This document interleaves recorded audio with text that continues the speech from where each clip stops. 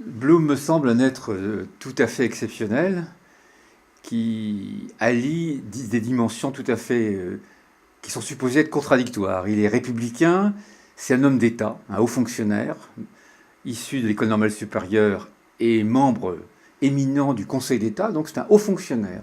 C'est un haut fonctionnaire, c'est un militant socialiste, et en plus il est juif.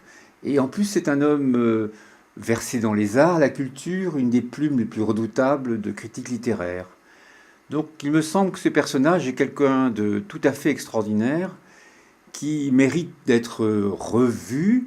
On l'a vu souvent comme quelqu'un de faible, d'efféminé. Il me semble qu'au contraire, il y a là un personnage ayant une vigueur, une morale, une éthique, un courage, un humanisme qui méritait d'être revu à partir d'archives neuves que j'ai tenté de découvrir.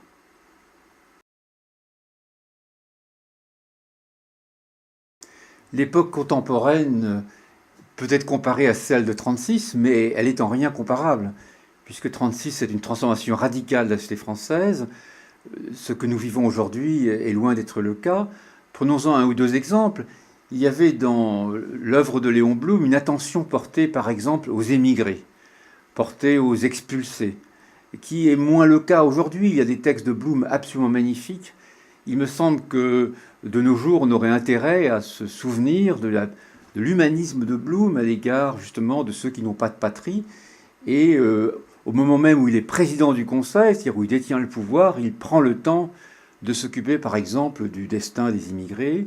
Il me semble que notre société d'aujourd'hui a oublié un peu à la fois les traditions idéologiques qui ont fondé le socialisme et en même temps l'humanisme qui ont été à sa base.